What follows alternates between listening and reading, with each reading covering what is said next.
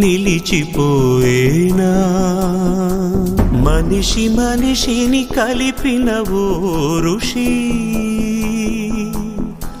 భువిని చరితని నిలిపెను నీ కృషి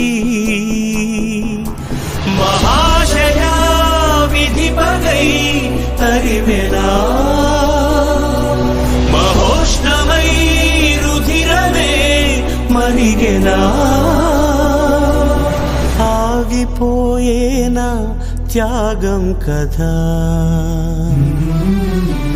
ఆదమరిచేనా దైవం వృధా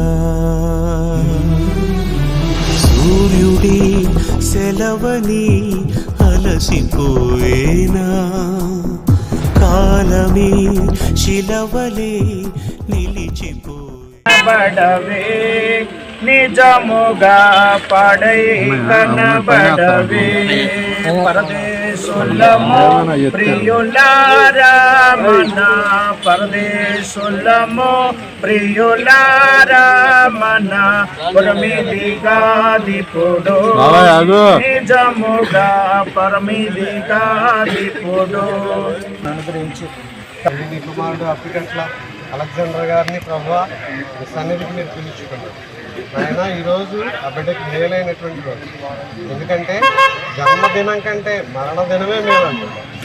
ఈ లోకంలో ఉన్నప్పుడు ప్రభువా ఆ బిడ్డ పడిన శ్రమలు, ఆ బిడ్డ పడినటువంటి ఆయన అనారోగ్యాలు, బలహీనతలు వీటన్నిటిని విధించి నిత్య విశ్రాంతిలోనికి వెళ్ళాడు ప్రభువా. యెహోవా భక్తుల మరణం ఆయన దృష్టికి విలువైన మరణం. ఆ మట్టుకైతే బ్రతుకుట క్రీస్తే, చావైతే నాకు లాభం అని అన్నాడు. అవును తండ్రి, క్రైస్తవ జీవితంలో చావు కార్యక్రమాన్ని, సమాధి కార్యక్రమాన్ని జయకరంగా జరిగించారు ప్రభువా. అయ్యా పనివారిని, అలాగే ఇప్పుడు వచ్చిన బంధువులను ఏ కీడు, ఏ తొందరలు ఏమి ఎవరి మీదకి రాకుండా ఈ టెన్షన్ వేయండి. మరి ముఖ్యంగా విడిచి వెళ్ళిన అలెగ్జాండర్ గారిని బట్టి సందులో ప్రార్థన చేస్తున్నాం. ఆ బిడ్డ లేని లోటు నా కుటుంబానికి మీరు తీర్చి మీ నామ మహిమార్థమైన సాక్షాత్మై కుటుంబాన్ని నిలబెట్టండి. విడిచి వెళ్ళినటువంటి మీ బిడ్డ యొక్క దేహాన్ని మట్టికి అప్పగిస్తూ ఉన్నాం.